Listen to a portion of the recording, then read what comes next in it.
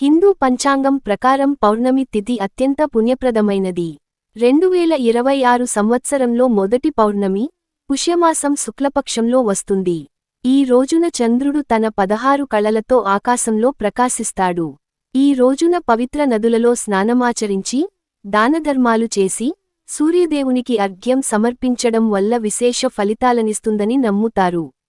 ప్రయాగ్రాజ్లో ప్రసిద్ధ మాఘమేళా కూడా ఈ రోజు నుంచే ప్రారంభమవుతుంది.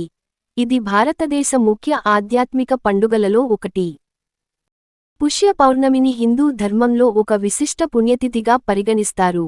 ఈ రోజున ఉపవాసం ఉండటం, పవిత్ర స్నానాలు ఆచరించడం, దానధర్మాలు చేయడం వల్ల వ్యక్తి పాపాలు తొలగిపోయి జీవితంలో సుఖసంతోషాలు, శ్రేయస్సు సిద్ధిస్తాయని నమ్ముతారు.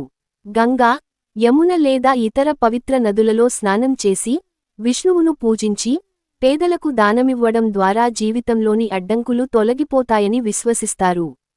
2026లో ఈ పవిత్ర పౌర్ణమి జనవరి 3వ తేదీన వస్తుంది. ఈ రోజున వ్రతాలు, పూజలు ఆచరించడం వల్ల మానసిక ప్రశాంతత లభించడంతో పాటు ఆత్మవిశ్వాసం పెరుగుతుంది. ఈ పుణ్యకార్యాల ద్వారా పితృదేవతల ఆశీస్సులు కూడా పొందుతారని ప్రగాఢ విశ్వాసం. హిందూ పంచాంగం ప్రకారం పుష్య పౌర్ణమి తిథి 2న సాయంత్రం 6:53 ప్రారంభమై 3న మధ్యాహ్నం తెల్లవారుజాము 3:32 ముగుస్తుంది.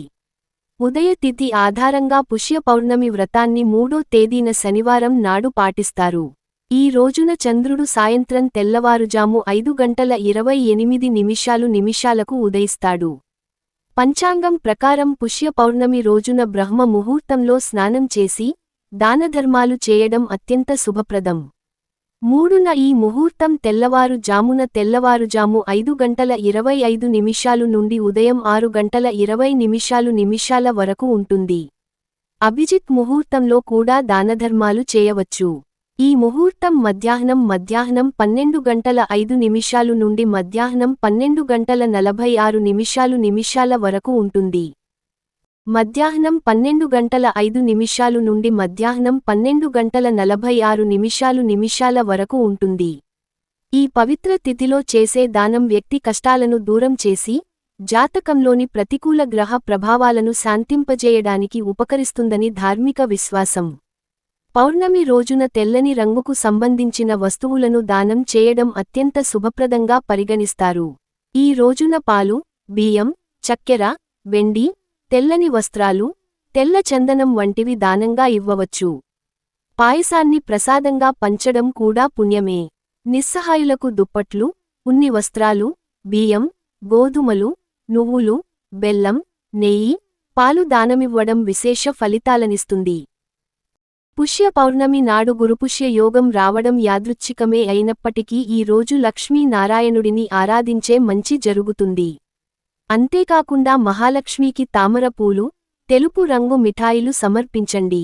తామర మాలతో 108 సార్లు ఓం శ్రీ హ్రీ దారిదేర వినాశిన్యే ధనధాన్య సమృద్ధి దేహీ దేహీ నమః అనే మంత్రాన్ని జపించండి. ఫలితంగా ధనం ప్రాప్తించడమే కాకుండా ధనవంతులవుతారు. అలాగే సత్యనారాయణ వ్రతం ఆచరించిన వారికి శుభాలు చేకూరుతాయి.